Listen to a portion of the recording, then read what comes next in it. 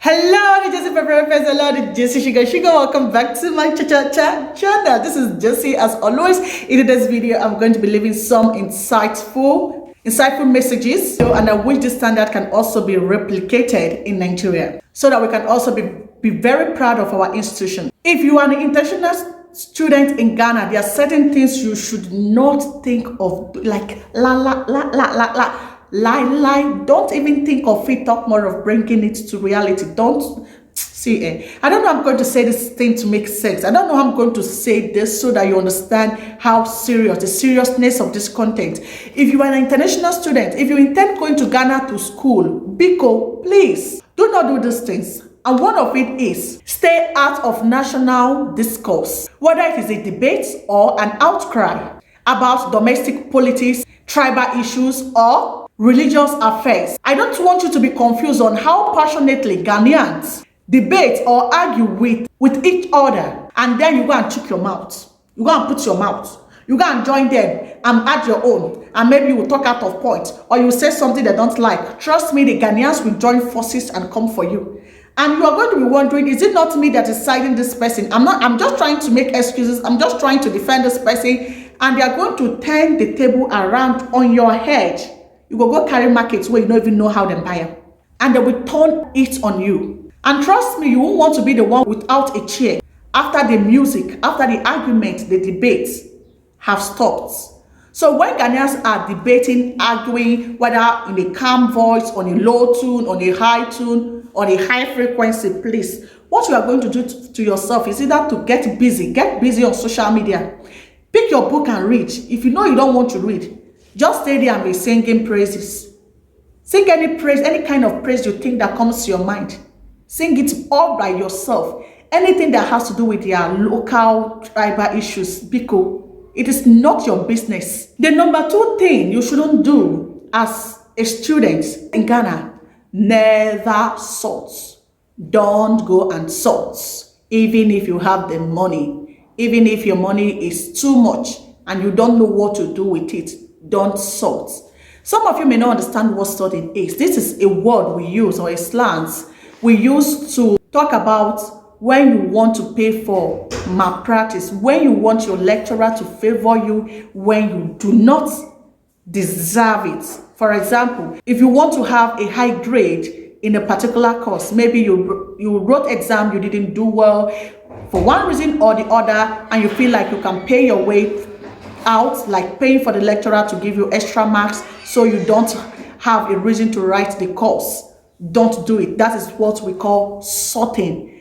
Sorting is not allowed, okay? Most times in the Ghanaian university, some of them will come to tell you they are sorting. This is sometimes it might be a form of research that is going on to know if this thing is practiced in the institution. And if you're unlucky, if you fall victim, you are going to end up as a scapegoat, because you are going to be penalized for it.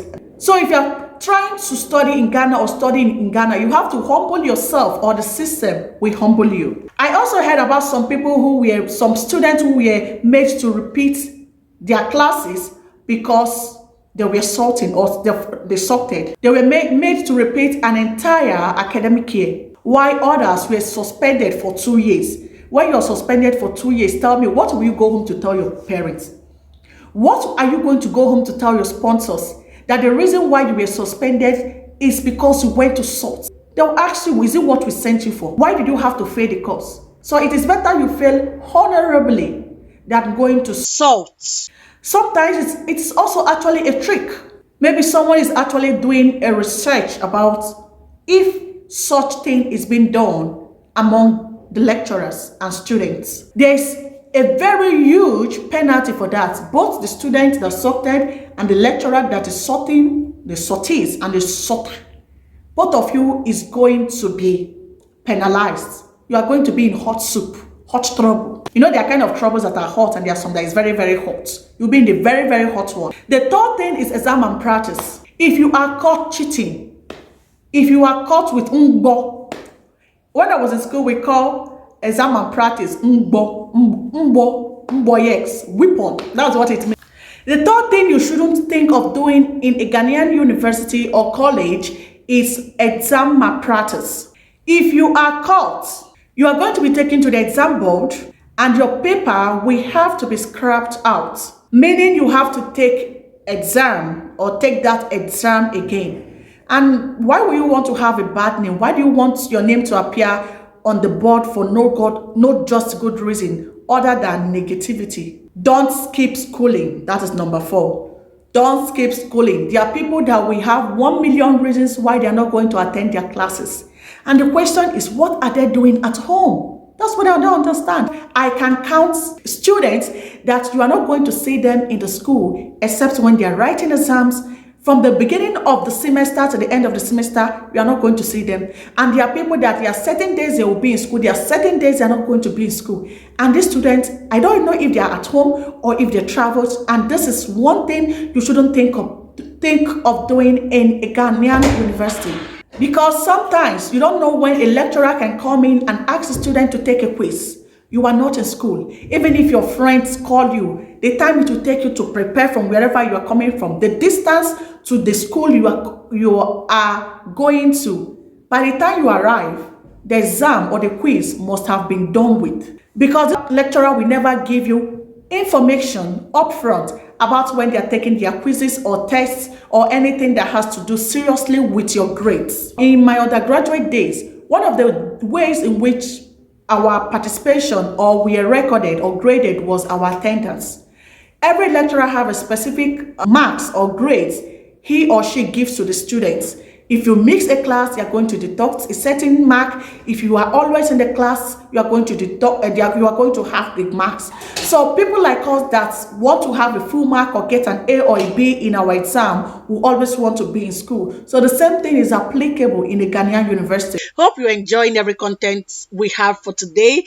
And I'm going to add up, in addition to what I've said previously, that you should make sure you are as prepared as possible for your time as an international student before classes even start. Don't try to wing it.